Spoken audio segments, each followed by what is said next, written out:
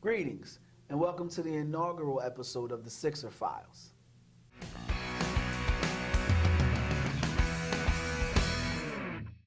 As always, I'm your host, Kwame Fisher-Jones, and joining me on this journey of basketball knowledge and insight is my man from the BS Line, co-host of the BS Line, and editor of the Liberty Baller, Roy Burton.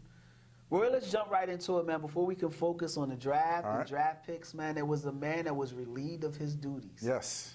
And Sam Hinkie, that was a sentiment across the board. Yes. Everybody was excited to see him go. But before we could jump to where the Sixers should go, I really want to jump into Hinkie's past and specifically his legacy. Okay. And with Philly and in the NBA, what do you think of Sam Hinkie and what he did or what he tried to do? Well, the first thing I think of when I think of Sam Hinkie's legacy is that epic resignation letter that he penned on the way out the door. I mean, when you drop she never leaves quietly, does she? When you when you break up with her, she never leaves quietly. When you drop a 13-page resignation letter, you drop Warren Buffett's name in there, you drop Elon Musk in there. I mean, you know what? When you leave, again, you got to make a mark. So that's the first thing I think of. But just his legacy in general, I think.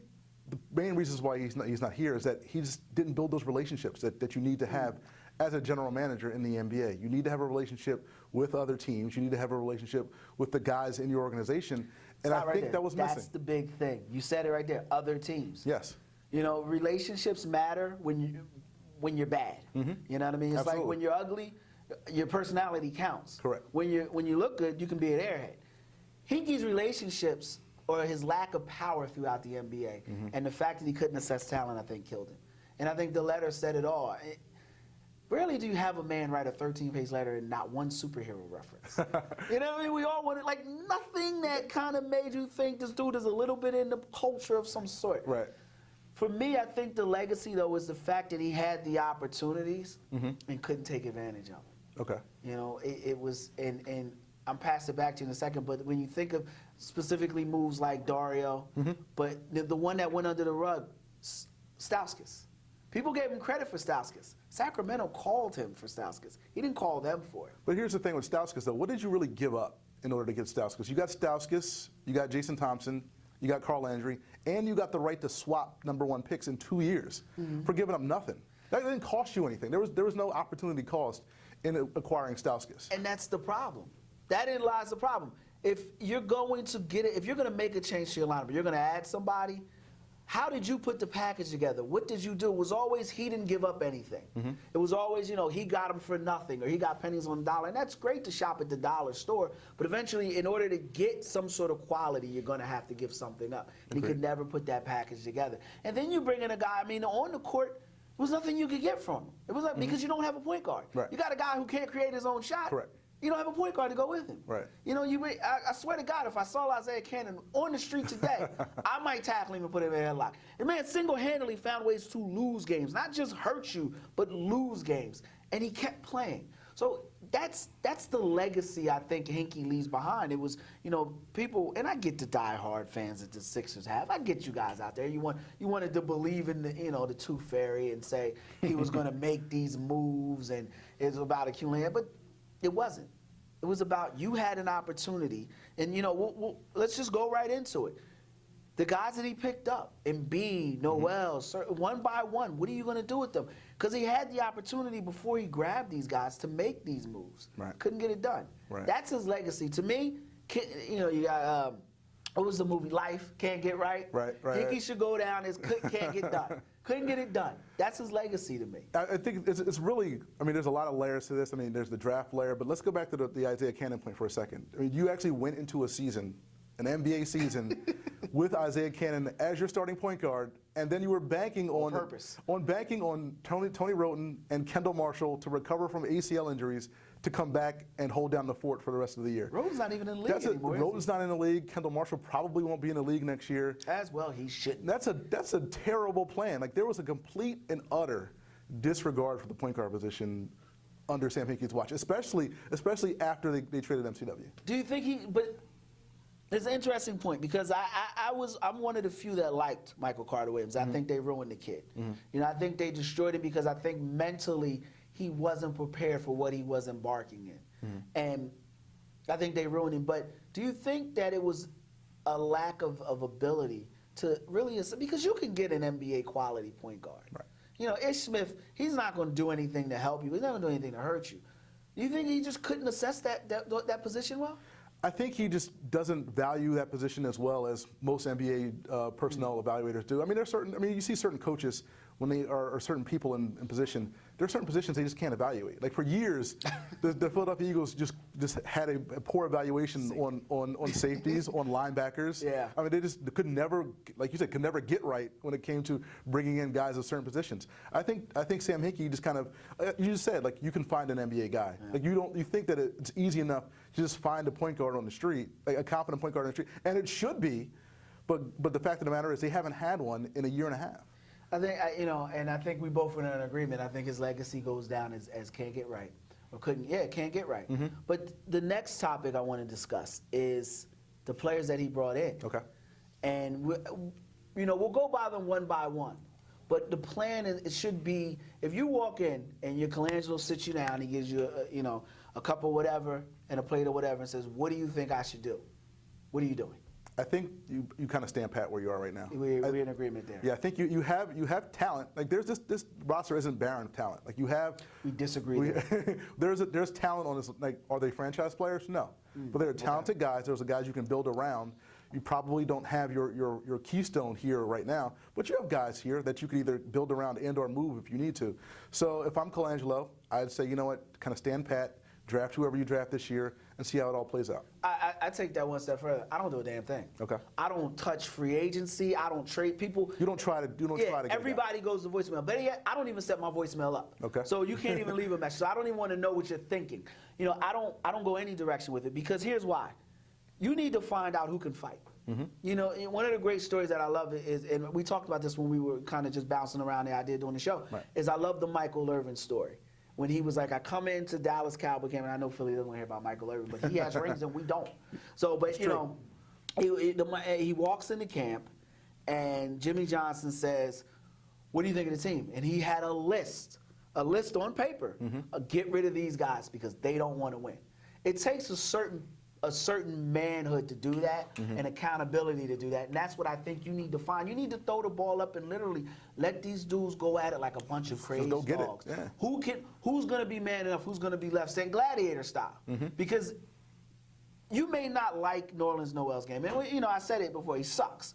But, and I do. I think Nerlens Noel sucks. Offensively, I think he sucks. Okay. Defensively, I think he's adequate. But the things that I like about Nerlens is the intangibles. Mm-hmm. I think he's a tough SOB. I think he'd sell his mother for a rebound in the fourth quarter and sell his firstborn for a win. I think you don't get that in drafts. I think that's special. I think, yeah, I agree. And so I want to keep Nerlens. I don't give a damn what position he plays. I don't care where he goes, but I think you keep Nerlens. Personally, I want to keep Okafor. But in general, I don't think you make any moves because you got to see who's tough enough to go through what you're about to go through. But here's the thing, though. You're saying you don't make moves, but at the same time, you still need to put pieces around these guys to figure out what you have. If you have these, let's say you keep the guys you have now, and you're not fortunate enough to draft a point guard. You got to draft a point guard. What if you're not in the position to draft a point guard? Or draft a starting caliber point guard? There's 70,000 point guards in the United States. I don't want to hear about Croatia and Liberia. There's 70. Right now, I could go to North Philly and find me a guy that's better than Isaiah Canaan. Oh, okay, that's not hard. So, but my point is, so here's what you do. You go to a university and find a guy that's better. But and we're gonna take a break and we'll come back on the other side. We're gonna talk about the players individually. But you cannot walk out of this draft without an NBA point guard. Okay. And you don't trade for one. I don't want Jeff Teague. I don't want I don't want Michael Collins. Like I don't want them dudes. They're okay. They're good players. They're cute. But I want a guy that's going to go through the fire with you. And you can find a guy who can play 25 minutes a night off the bat in the draft. If you can find a guy that comes to mind that the Sixers passed on, we'll take a quick break. We'll come back on the other side, and I'll give you a guy that comes to mind that was in the second. Say it was picked in the second round. You'll know his name, or you'll know as soon as I'll give you a hint. He's one of the more popular Japanese foods out there. We'll be back. 76er Files.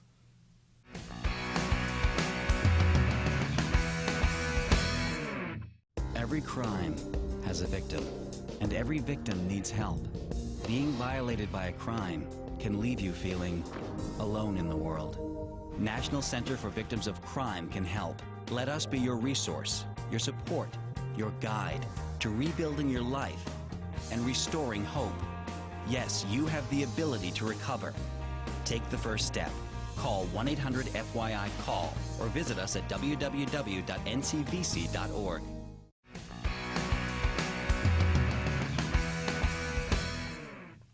Welcome back to the 76er Files. Joining me, Roy Burton from Liberty Ballers. You know, we went to it and I kind of teased a little bit. Gilbert Arenas was a second-round pick. This is true. You can get a guy that can fill it. You know, How many Gilbert Arenases are there? Look, I'm gonna tell you, and you. You can get a guy that failed a drug test. Mario Chalmers was a second-round pick. Mario You Chalmers. can get a guy that's irreverent, guy that parks in handicapped parking spots, a guy that's got a bad attitude, but he'll come in and compete. Jeff McGinnis, from years ago. McGinnis, UNC? McGinnis, UNC, second-round pick. You can get that guy. It's called coaching. It's called, managing personalities. Is Jeff McGinnis or a guy of that ilk going to be enough of a point guard to tell you what you have in Okafor and Embiid and Noel? Because you have to get a guy who can get those guys in position to play. And if you believe you can find that guy with those two late first-round picks that you have, then by all means do so. But I don't know if you can. I don't know if it's that easy. I think, well, it's funny you say it's that easy because to me it is. Because we're basketball guys. Right. I can look at a guy and say, and that's why I think Kinky failed. And I'm bringing up the iPad now because I don't even need it. I shouldn't have brought it up. That's where analytics go out of the window. Okay. You can put together all the numbers you need to tell you a guy can play. But the Pete Newells and the Jerry West, they don't need those things. And there's a reason why Jerry West went to Golden State and they morphed into a winner. There's a reason why he didn't look at an analytics paper and say, I don't want, if you trade for Kevin Love, I'll walk right now. Because you kind of get a feel for a guy. You can look at a guy and see if he can play. Right. Just like there's a reason why Jerry Colangelo hasn't won an NBA title, because he's always been that one move short. And you can get a guy. Okay. You can get a guy that can do it. I mean, will he be ready as the moment he steps off the draft? No, but realistically, Noel still can't make a 12-foot jump shot. Agreed. But I don't think you make any trades. I think you go into the draft, and this is your draft to bring those guys in there. And when you bring them in, let's say you get Buddy Hield. Let's say he's available. If you bring in Buddy Hield, now what do you do with Stauskas? Which brings me to my next point. What are you going to do with the guys here? Let's go by them one by one. Okay. I say you keep them all and let them fight for the ball. I agree. Stauskas, are you keeping him? Again, there's no opportunity cost to having him around. So you keep Nick Stauskas. You need 15 NBA bodies who can play basketball. You need 15 bodies. He's a more than competent NBA player. He belongs in the league.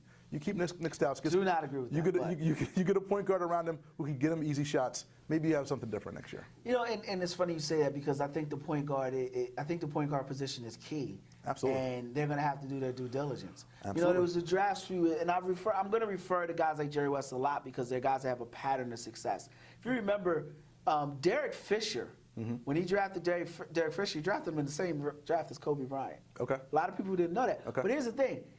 He wanted Jason Williams. And he couldn't get Jason Williams.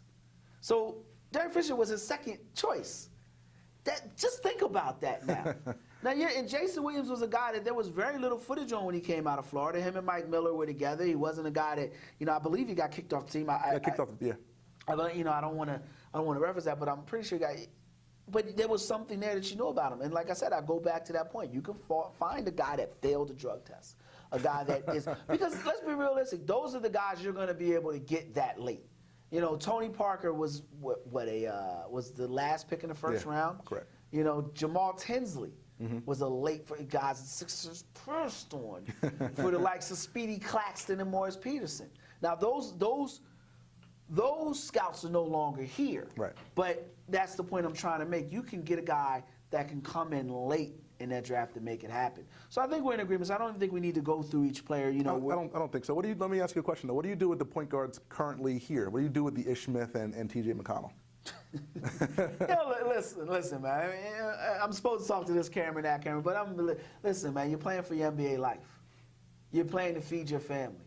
If you can't get it done there when the lights are closed and there's nobody watching, I don't want you when the lights come on. You should be practice all-stars at this point, at this juncture.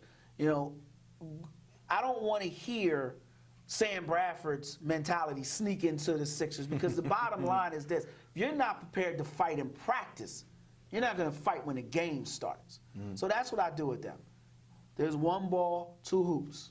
Let's make it happen. Shirt skins, old school style, make it happen. So yeah, but I think we're in agreement there. So then let's jump to the next. We're keeping the players. Okay. Here's where I think we part. Yes. To me, the question was, and I sent this to you, was when is Brett Brown going to get fired? You said you don't think he's getting fired. I don't think he's getting fired. He's not getting fired now. He's not getting fired during the season, and I doubt he gets fired after the season. I think he's gone during the season. You think he's going during? If you're going to make a decision on Brett Brown during the season, make it now. Why don't you make it now? Yeah. Don't be like the Rockets and fire Kevin McHale a couple of weeks into the season. Like, you don't want to be that. Well, you know, and If the guy is the wrong guy, and you know it now, make the decision. Especially with the candidates that are out there now. Well, I don't want, you know, because I don't worry about the candidates, because Okay. you can find somebody that no one thinks of that'll turn into great. I think the reason why you keep Brett Brown is a specific reason. When you start out, let's say 5-20, and Jahlil Okafor is throwing water coolers at people, and Nerlens Noel is showing up to practice like 2 minutes before it's over, you can sit them down and say, it's his fault, he's out of here, let's get it together. You have a scapegoat. You have a built-in reason. Okay. You know, Tommy did it. Like, you have a built-in reason to give to somebody. That's why you keep him. If you don't keep him and you trade him now, you bring somebody in, who are you going to trade? That's why you trade Kevin McHale. I mean, that's why you fire Kevin McHale. Hopefully to light a torch under them. Now, I mean, they outweigh karma. You got a guy in Beverly who's doing everything but play basketball to win, but that's a story we'll get into later. But yeah, that's why you keep Brett Brown. But come on, man. I know you don't want to assess a guy when you say, oh, talent, because talent only matters coaching only matters when you have talent. But come on, man. The man that allowed Isaiah Cannon to play that many minutes should not be sipping. What options did Brett Brown have at the point guard position line? Any. Jakar Sampson before they let him go? That's fine. That's fine. Or you know what? You don't have to put anybody out there that's a point guard. Okay. You know what I mean? Work on somebody in practice. Bring somebody. Jakar Sampson. Okay, I'm fine with that. Anybody was better than Isaiah Cannon. We don't disagree on that. Anybody. Okay? You know what I mean? We don't disagree on that. 4 on 5 at times were better than what we watched Isaiah Cannon. But no, seriously, I think that those decisions, you know, the fact that he was willing to fall on his sword, that's great, that's cute. But accountability is empowering. And if you can't stand at a podium and call somebody out because you know good damn well you're doing your job, you're not a coach ready to coach, man. But if you know all these things about Brett Brown now, why don't you go get a guy who you know is a better coach than Brett Brown? Why don't you go get a Frank Vogel? Why don't you go get a Dave Yeager? You get Frank Vogel or Dave Yeager, I think I'll be an unhappy fan. I can't think of anything funny to say. I'd be miserable. I don't want those guys. You think Brett Brown's a better coach than those two guys? I don't care if he is, because they all one sucks and one suckers. I mean, they both, one stinks and one stinky. It doesn't matter. I think that the next coach you bring in is a fresh face. Okay. You know what I mean? Complete fresh face. Complete fresh face. Like fresh to the Sixers or fresh to head coaching? Like, do you promote Lloyd Pierce? I guess is my Hell question. no. Okay, all right. The next coach shouldn't even be in the building. Okay. Like a Brad Stevens, a guy that could have been a coach, a guy that's been a head coach, a guy that's been a delegator, but it has to be somebody, because it's like, who was Pat Riley before he, you know what I mean, before he became head coach? But you brought in the fresh face in Brett Brown, and here's what he's you are. He's been NBA lifer. He's been with the Spurs, and they brought in the wrong guy. They should have brought in England. We talked about that before. You look at what Kawhi Leonard's turned into. You look what Danny Green's turned into. They've gotten better since Brett Brown's left. You know why? Because the best coach on that roster's still there. That's a guy that I would have loved to have seen. You got me excited when you talk about that, because they brought in the wrong guy. Hinkie brought in the wrong guy. England was the guy they should have brought in. Okay. But we're gonna take it. We're still gonna talk Sixers. Okay. We're gonna talk off season. I want you to think about it, because we haven't focused on the draft. That's right. Big day. Yeah. Big day. So when we come back, you're gonna lead us into what specifically you want to see, what players you want to see from the draft. Let's say you got picks 1 through 3. Who are you going with? Okay. 76 and 5s.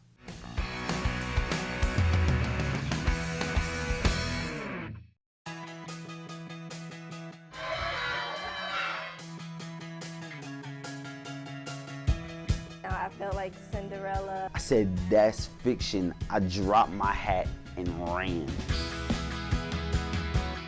the whole veil comes off. Little bit X-rated. Happy birthday, Tracy! Hit the gas and took off.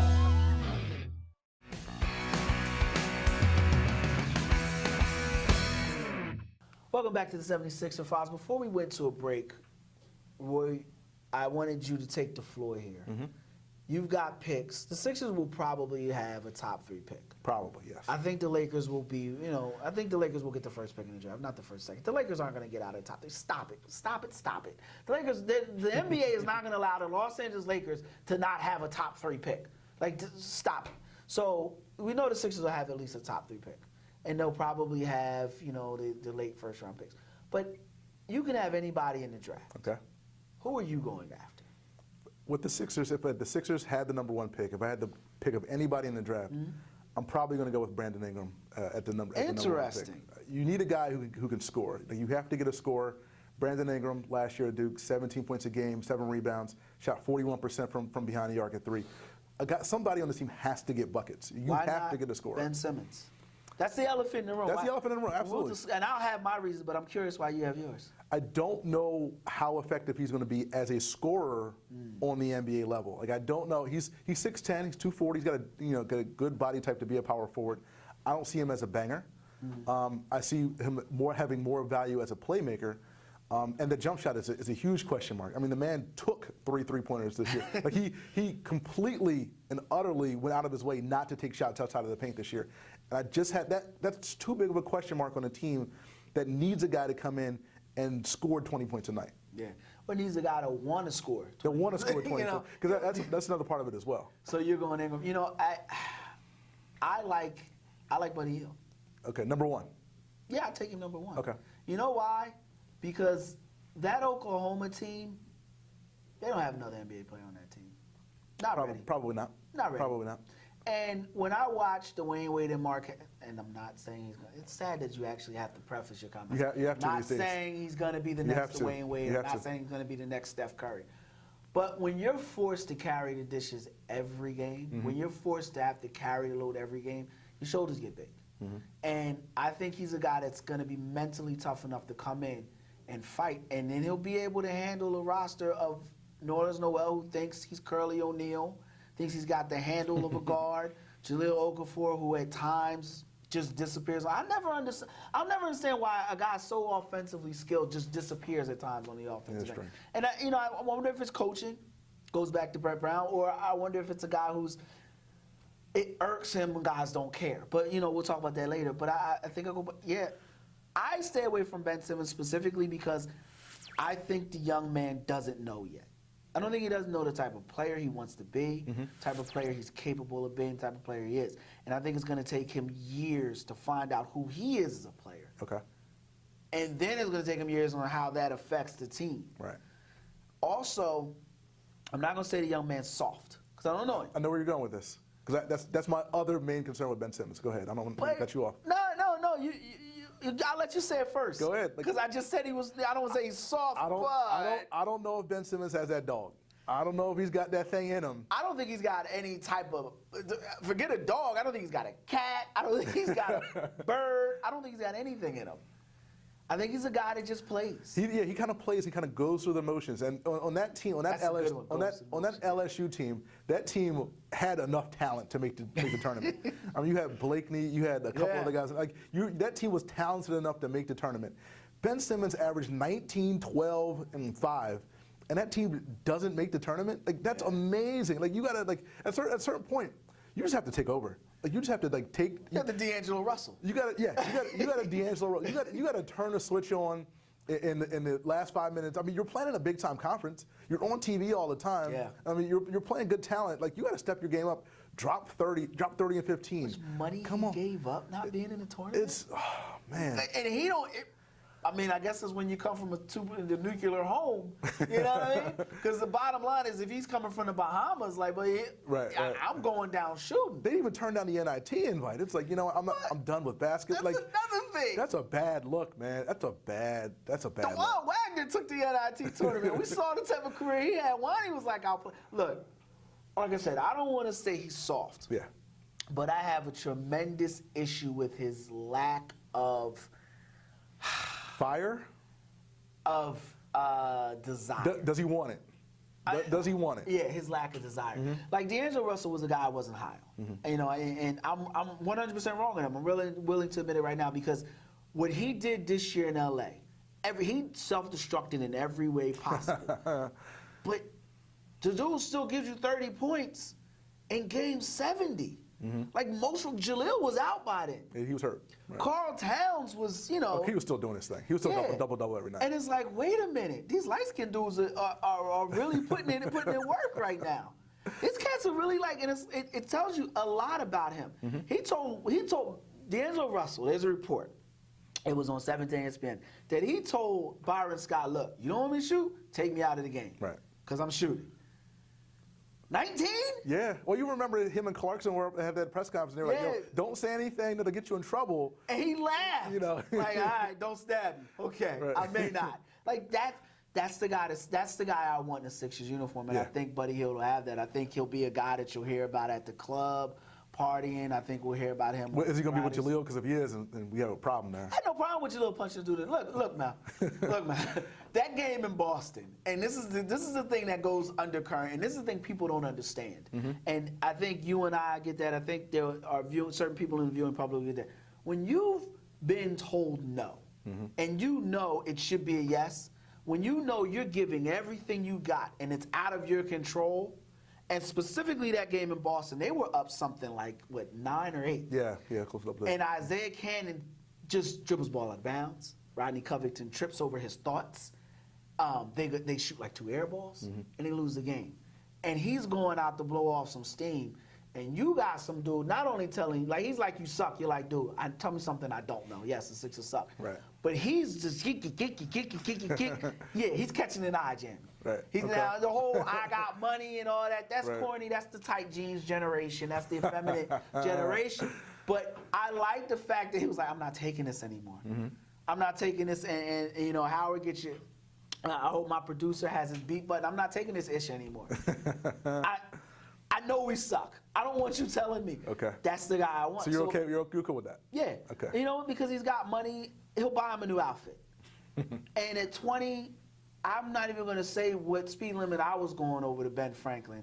You know what I mean? Right, And right. I knew that there were cops in Philly, so when you go into Philly, you don't speed. When you go into Jersey, the Port Authority usually is facing the other direction, and they don't have a radar gun. I'm just saying I knew that at 20, so You've heard stories. yeah. I'm not saying I did it because there's no documentation. Okay. But I know that I've seen people push those red lines going into Jersey because you jump right onto the highway and there's no cops there, especially at 1 o'clock in the morning on Thursday and Friday. So I'm just saying. You just You know what I mean? I have no problem with that at 20. Okay. But I wasn't driving a Maserati. You know what I mean? I was in a $30,000 car, but I wasn't driving a Maserati. So I have no problem with that because, you know, you want that guy that toes the edge.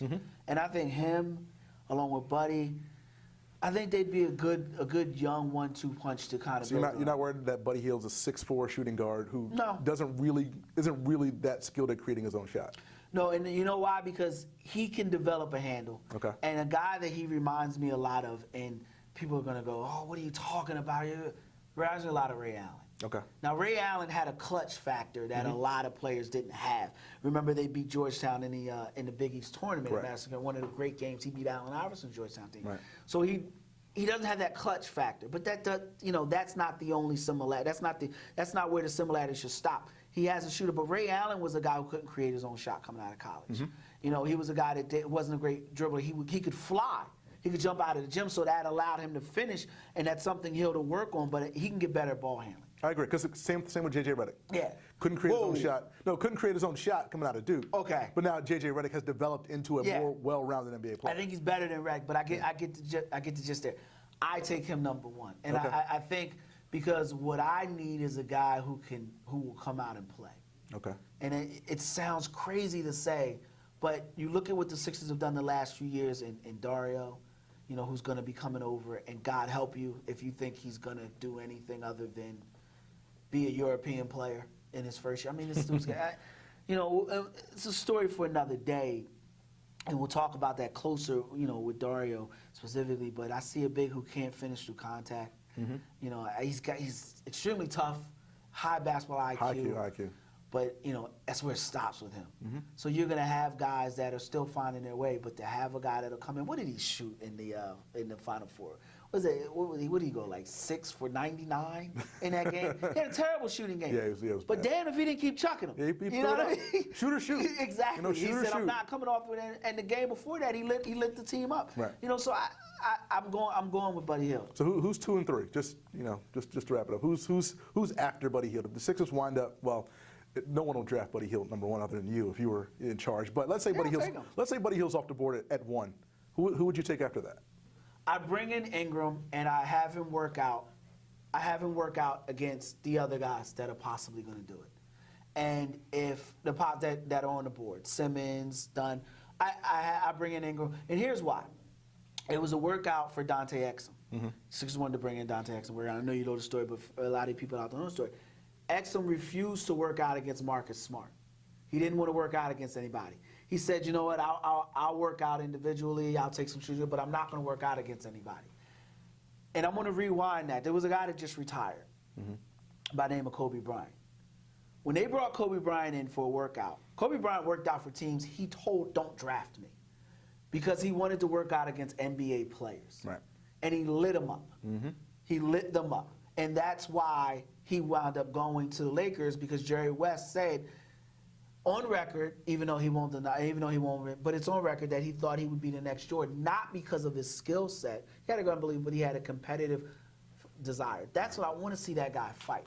So if Ingram is willing to fight the other players in the draft to show he's better, just because he wants to show I'm better, then I'll draft him. Okay. If Dunn's willing to do that, I'll draft So him. you'll draft that guy who's willing to because a lot of the guys now don't even bother. They don't even bother. Marcus Smart was willing to do matching up doing like Ben Simmons is not even going to the combine because he doesn't want to. Said I don't want Derek Coleman's illegitimate love. So I mean I doubt it. He's not, I don't know if anyone's ever used it. I think somebody's used it, and I don't want to say they did if they did, but he's Derek Coleman. Okay.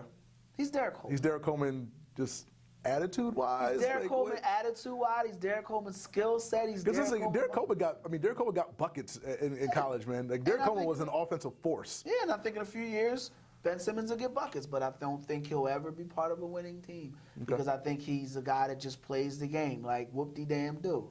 And that was Derek Coleman's downfall. AI comes into a locker room with Doug Overton and Derek Coleman. And Doug Overton sinks his teeth into him. You're going to hear that name a lot through the course of the show in the offseason because I'm a big Doug Overton. I feel like Drexel should look his way for coaching. But, I don't want Ben Simmons. Skills are great. You can have all the talent in the world. But if you don't know how to use that talent, Agreed. and it's cliche, but if you don't know how to use that talent right, it's of no use to you. It's inconsequential. And how frustrated would you be?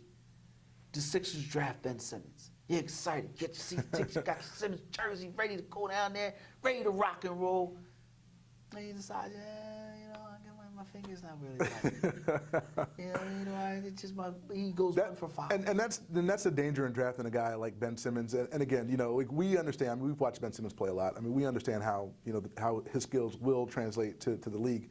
You're going to see a lot of Ben Simmons games next year where he has like 8, 6, and 3. Like you're going to see a lot of games where Ben Simmons kind of just goes through the motions, gets a couple of nice assists, makes a couple of nice hooks in the lane or whatever like that. Doesn't dominate, doesn't take over.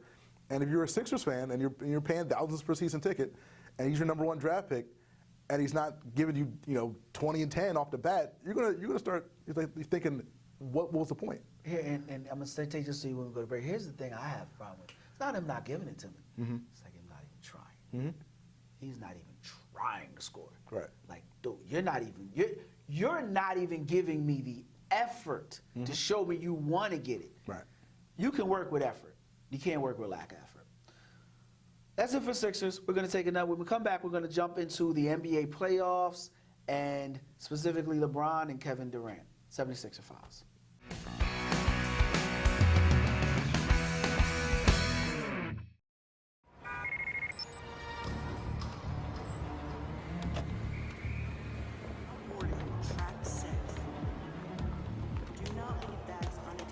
Maybe you see something suspicious, but you don't want to get involved. It's nothing, you think. Can you be sure? If If you see something, say something. Report suspicious activity to local authorities.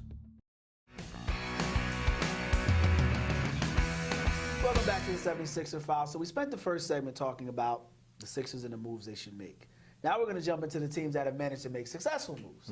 We'll start with the East leading. He's going to make me start about the Cavs. So we'll talk about the Cavs. Go ahead. You wanted to talk about their historic shooting. Do you think they can keep that shooting up? No, I mean, the way they're shooting three-pointers this offseason is phenomenal, and I don't think they can keep this up. I mean, the first 3 games against the Hawks, they made 61 three-pointers. I mean, 61. Coaching matter for the Hawks? Could Brett Brown get that team where they are? Brett Brown could, I don't know. You know. I still You just don't don't know. want to, you know. It's like you go into the line, you know you're under on your debit card. You're just hoping it goes through. Like, I don't know. Maybe I won't open it. I don't know, but I do know that the Cavs can't keep this up. I mean, 61 threes in the first 3 games. The most ever in the first 3 games of a playoff series You don't think they was can 44. keep the makes up, or you don't think they can't keep the makes pressure? up. They can't keep the makes up. It was do have J.R. 44, Smith. and they had 4, and they set that record in the first round against Detroit. I mean, this is historic. They're two games in a row. They made 20 or more threes. I mean, I don't see this holding up. How much of that, because they brought in Channing Frye. Yes. Obviously, they got Kevin Love, who, but how much of the shooting, the focus on shooting the 3-ball has to do with their loss to Golden State? Because I don't think that's how absolutely. Golden State beat them, but Right. that's what the media says it's how they beat them. How much I do you agree. think it plays? No, I think everybody has more of a focus on shooting the 3 and getting more 3-point looks after Golden State, seeing what Golden State has done the last couple of years. And now, like you said, you have Channing Frye, a big who stretch the floor. Kevin Love obviously can stretch the floor, and now you have Kyrie Irving, who's actually making 52, 53% of his threes Who we're missing. this offseason. Of course, you got LeBron. Okay, And your boy J.R. Smith. Yes, that's the name I was I looking know you were waiting for J.R. Smith. I love Shooting 53% this postseason in threes. yes, I No love conscience J.R. whatsoever. Fade away. What did I say during the break? Fade away, wrong foot, 23 seconds left on the shot clock.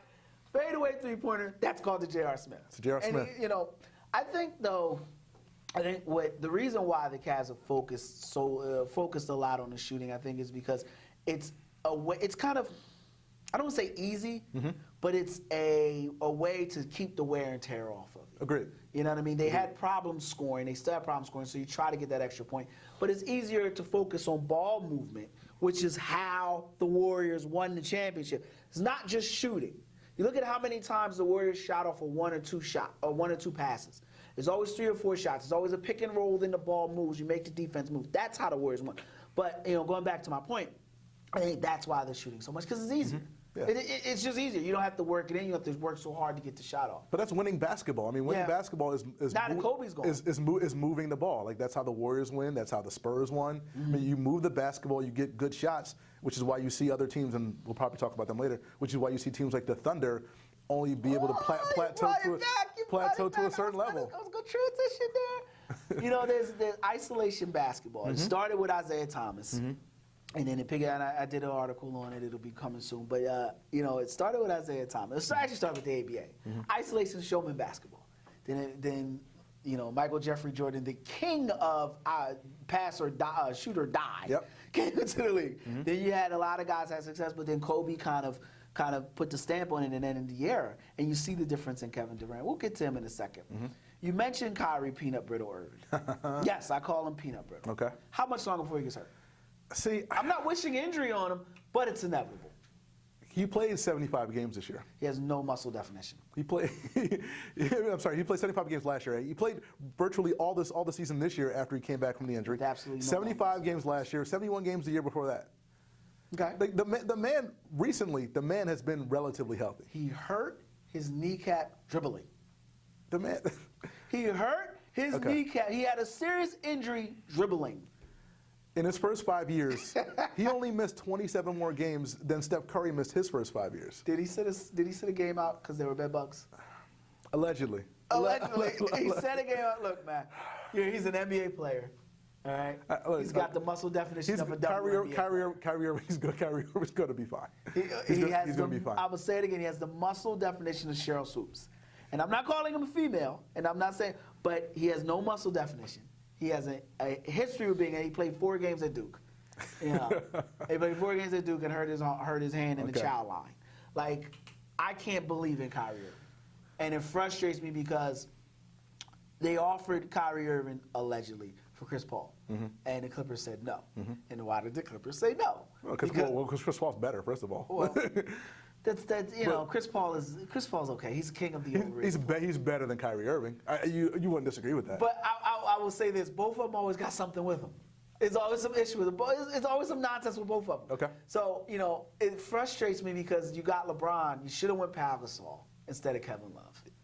I agree. And they went Kevin Love for some reason because I guess they let LeBron make decisions. But dude, shut up and shoot. That's what you're paid to do. Right.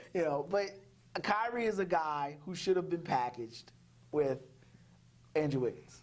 They should have shipped them both away and got that pick. But anyway, I don't believe in Kyrie Irving, and I think ultimately it's going to cost LeBron and the land a championship. Because he's always injured? He's always injured. Okay. Because he's always injured, and he over dribbles. I don't think he's a point guard. He's not. No, he's not a natural point guard. he over dribbles a lot. He's a combo, and he's not like an over dribbler like my man Westbrook. Like this is going to end epically well. He's an over dribbler who's going to end up somewhere in a layup. You know what I mean? Has Kyrie ever even dunked? Kyrie dunks. I mean, the problem with Kyrie is that I didn't say Kenny. I said, have you seen him? I've seen him dunk. The problem with Kyrie Irving is that he just uses a lot of the shot clock when he dribbles, and then you just wind up with a bad shot. I mean, No, he gets to the basket. And let me back off of Kyrie and buffer some of my criticism with some love. He's probably, when healthy, the best penetrator again, better than Steph Curry. I think he's better than Westbrook. Yeah, I think he's got a better handle than Westbrook. Okay. I think Westbrook is a freight train, and it's like dunk or die for Westbrook. I think Kyrie can get to the basket against anybody. I think Westbrook can be defended if you play a strong hand and you keep him out of the lane early in the game. You can kind of get him to shoot jump shots because he's a competitive dude. But I think Kyrie. But my issue with Kyrie is the fact that he doesn't get people involved. Okay, I agree. I haven't broken down the statistics with it, but they shoot better as a team when Kyrie's not on the floor. The ball moves around more, and so that's my issue with Kyrie. And I don't, in a personal, I don't think he should have went number one. I don't think a guy who plays an hour of basketball should be the first pick in the draft. I want to stay in the playoffs. So we talk, So do you think the Cavs are just this good, or the Hawks are just this bad? The Hawks aren't playing terrible basketball. Okay. I mean, other than guarding the three-point line, they're not playing terrible basketball. They're scoring 102, 103 points a game. Actually, about 100 points a game. The Cavs they're just clicking on all cylinders right now. Okay. Like, the Cavs are just on fire. So is it really worth discussing Toronto?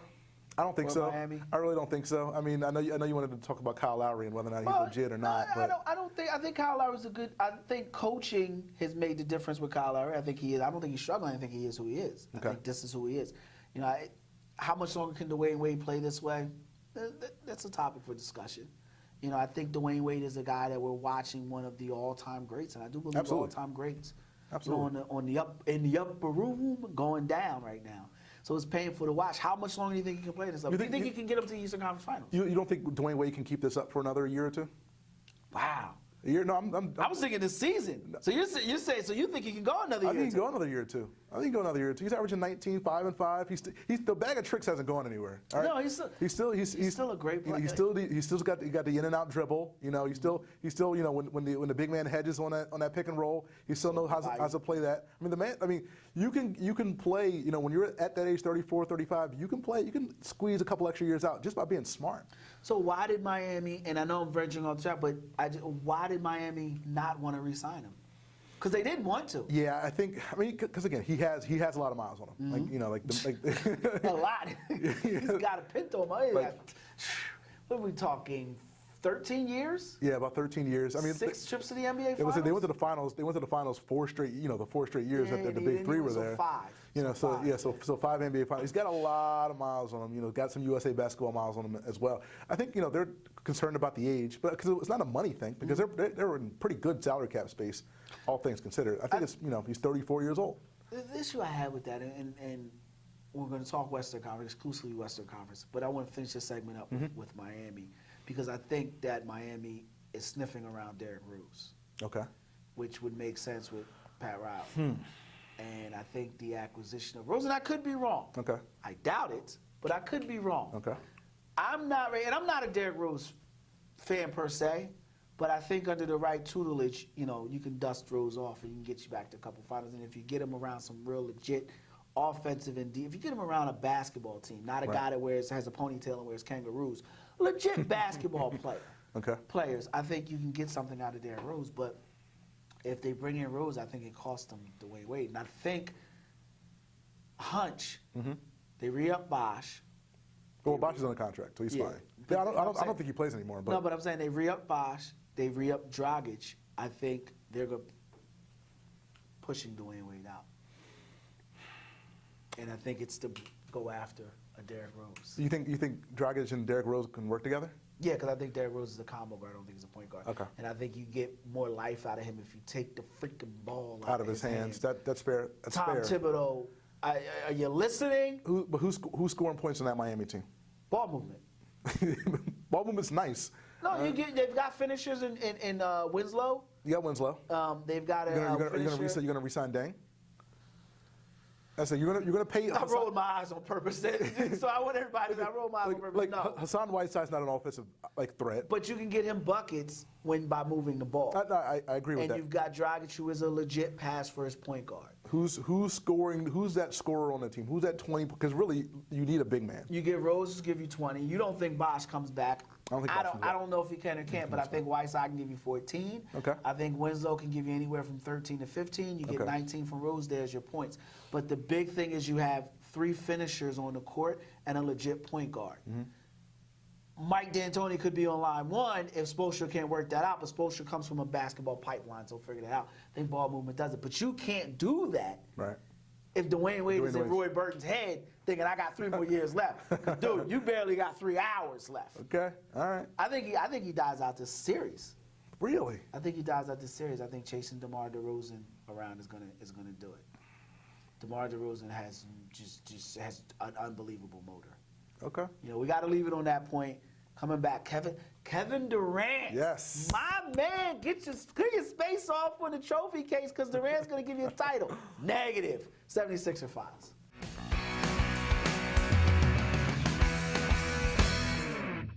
Every crime has a victim, and every victim needs help. Being violated by a crime can leave you feeling alone in the world. National Center for Victims of Crime can help. Let us be your resource, your support, your guide to rebuilding your life and restoring hope. Yes, you have the ability to recover. Take the first step. Call 1-800-FYI-CALL or visit us at www.ncbc.org.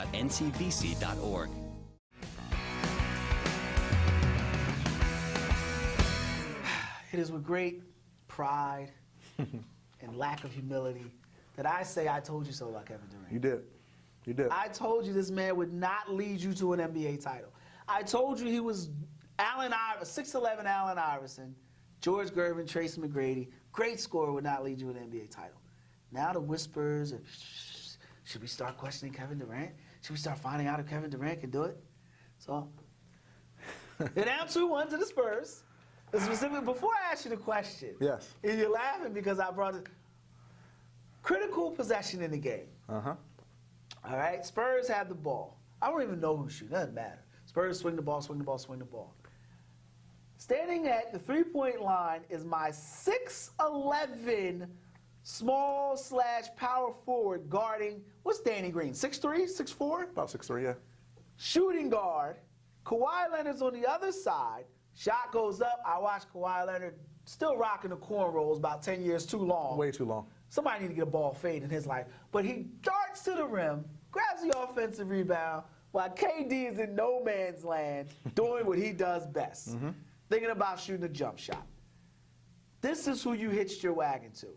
This is who you decided was going to lead you to a title. So what say you at this point on Kevin Durant? What say you? Is he a franchise player? Is he a guy that's going to lead you past the Spurs? Is he going to lead you past the Spurs this season? No. Here we go. Okay. What happened to the other season? I got to qualify it. Oh, so next year's different. Next year he's going to do it. Oh, he might not even be there next year. That's what I'm saying. It's a whole nother story. It's a whole different thing. Is he a franchise player? Yes. Is he going to lead you past the Spurs? No. But I'll circle back to something that you told me a long time ago. Is he better than Russell Westbrook? No. Absolutely not. He's the better scorer, but he's not the better basketball Not the better player. basketball, correct. And it infuriates me. Here's why it infuriates me. Because correct. we have the new media has a way of anointing people. See, even the lights are flashing out when you talk about Because the lights don't like this, they man. know. They don't like this. They know. It's like you have a situation with a guy who the media anointed. Mm-hmm. You know, I said, clear your trophies out, clear the space, because Kevin Durant's he was the guy in the lockout shortened season who got them to the NBA Finals. Played lights out, scored, rebounded well in the first, second, third quarters. Still had, too many turnovers, but it's nitpicking. Dog, that was like 8 years ago. That was a while ago. And it wasn't 8 years ago. I'm being, I'm embellishing for effect. But the point I'm trying to make is you now sit. He's played with the Sixth Man of the Year award. He's played with 2 perennial All Defensive members. He's played with arguably a top 5 guard in the league, definitely a top 10. We see nothing. We've got nothing. And you're telling me that geriatric Duncan, LaMarcus Aldridge are good enough to beat the 6'11 Allen Iverson. I mean 6'11 Kevin Durant. I'm telling you that Greg Popovich and LaMarcus Aldridge and Kawhi Leonard and Tony Parker and a whole host of other guys are good enough. Frenchman did it. Are good enough. Boris Diaw are good enough to knock off the Thunder. Yes. But this dude has a squad. No, I understand. He's not playing with George Lynch and Eric Snow. First, it was Scotty Brooks' fault. Now he's out of here. Now he's got It's Billy not Scotty Donovan. Brooks. You know what I mean? Right. And it was Slowfish's fault. He's out of there. He's in Atlanta now. Right. They're balling out of control. Right. At what point do the 4 fingers find its way to Kevin Durant? No, there's no excuse. There really is no excuse at this point. You can't no reason or You can't excuse. blame Billy Donovan. Like you said, he has a squad. You still have Westbrook. You still have Ibaka. Enes Kanter's playing out of his mind, like offensively. You have guys who can put the ball in the basket. Like you have scorers. You have guys who play defense. There really isn't an excuse for Kevin Durant anymore. There really isn't. I don't think, position by position. I think the Spurs have the pedigree. I think they have the acumen, and they definitely got the experience, pedigree experience. But I don't think they have the talent. This is the time where you see a changing of the guard. And here's the thing that really stirs my goat, really bugs the stew out of me. I love Stephen Curry. I loved him coming out of college. I labeled him a bust because he wasn't doing what he's doing now. And I caught heat for that.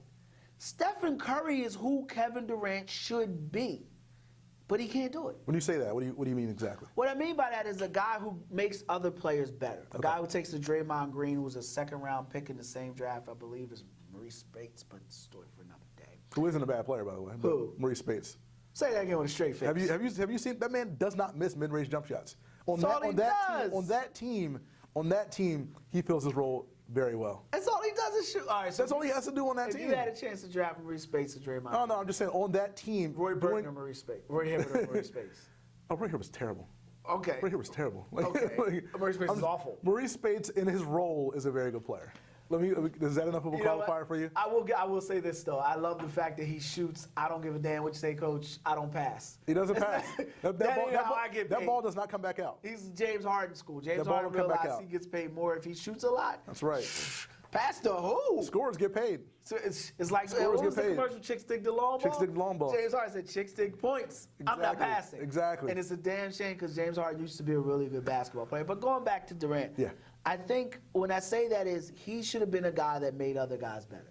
He should have been a guy who was clutch. He should have been a guy who managed to elevate his team. If he had that, and he doesn't, and you saw it early. You know what he has? A lot of this. Okay. He's always Yeah, going to he's tell always you talking. how he's going to smack you, how he's going to rob you, how he's going to do these things. He's like a rapper. He's like a studio rapper. But when he leaves the studio, you realize he's really Theo Huxtable. And that's what Kevin Durant is. He's a lot of talk, a lot of mouth, but he doesn't have that instinct in him to take it over. So Kevin Durant's the reason Yes. why the Thunder. Yes. Okay. All right. Because you know why? Russell Westbrook needs. Everyone knows everyone knows I love Russell Westbrook. I adore Russell Westbrook. I'd give up the entire draft for him. I said it. I'd give up the entire draft for him because I think Russell Westbrook is that special when he's reined in. Russell Westbrook had an unbelievable season. Had like a triple-double every game. You know why? Who's sitting on that bench this year? It's not Billy Donovan. It's Maurice Cheeks. What will Maurice Cheeks do that no one else will do? He'll get in him. He'll dig in him and say, you need to. You look at when Russell Westbrook played his best, it was when Maurice Cheeks was there. You look at when Allen Iverson played his best, Maurice Cheeks was there. Not as a head coach, because as an assistant, you can look at a guy and say, yo, you suck. That's terrible. You need to do better, because you don't have to worry about the media asking you questions. Right. You can be in the film session and say, Russ, why are you getting crossed over like that? If Chris Paul that much better than you, can call a man out. Right. Billy Donovan can't do that. Right, Maurice exactly. can do that in the Luca Brasi role, if you will. That's why Kevin Durant isn't that player, because Kevin Durant, there should never be a situation where Russell Westbrook is taking Kevin Durant shots. Could you imagine Larry Bird letting Danny Ainge, and I'm not saying Russell Westbrook is Danny Ainge, but Right. could you imagine Larry Bird saying to another, like watching Tiny Archibald take his buckets? Right. Could you imagine that? Right. Could you imagine Moses Malone watching Andrew Toney take his shots? Negro, please, this ball needs to come this. I need to at least touch it. Right. How many times do we watch Russell Westbrook take Kevin Durant? Oh, it happens a lot. Because he Happens a knows lot. exactly. He Right. knows he's going to take his. He knows he's going to allow him to take his cornbread because there's his friend. They're good guys. Nah, there's no good guys in competition. And that's what Durant lacks. He's not built that way. He's not wired that way. No matter how much he talks, he doesn't have that toughness. So he's all talk. You know, that whole KD is not nice. All talk. That's just an ad campaign. He's as you know? sweet as So too I'm much. tired. He's as I'm sweet tired as of being red in second Kool-Aid. place. He's you know? as sweet as red Kool-Aid, man. Kobe, could you imagine somebody taking Kobe's shots? No, no. Think about this now. Think about the atmosphere and the realm they put Kevin Durant in. We've heard Popovich say, I've had to tell Kawhi on more than one occasion that the offense is the offense and it's not get Kawhi shots. And Kawhi is what, 2 words? Right. But he's learning, you know what? Yeah, nah, coach, I think Steph Curry. Could you imagine Klay Thompson taking Steph Curry shots? Right. It's a certain je ne sais quoi that you have when you're a winner. People don't like you all the time. Scotty, take Michael's shots. Negro, please, like that's not gonna happen. Right. Happens with Kevin Durant for a reason. He's not built that way. He's all talk. He's all, you know, he's all glamour, no grit. Okay. You know what I mean? He's all Okay. those great analogies. Right.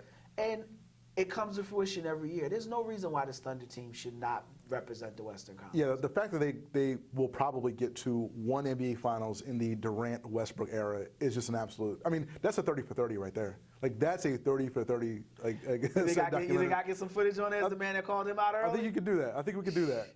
You know, put away the anointing oil. We got a minute left.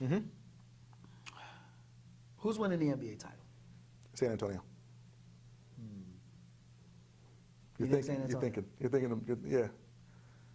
I don't know if I'm blinded by my love for LeBron, Okay. my affinity for LeBron, my infatuation with the man, but I think last year's finals gave him something, and he always delivers when it's been taken away from him. So I think the Cavs win it this year. Okay. I think Peanut Brittle goes out in game 1. I think he gets hurt. Again, 2 years, I think 2 he years in a gets row. hurt, but I think this year, LeBron will have enough to carry them over. So that's it for the first inaugural episode of 76er Files. Join us next week as we'll talk more NBA, more 76ers, more basketball. For Roy Burton, I'm Kwame Fisher-Jones. We'll see you next week. Until then, be easy.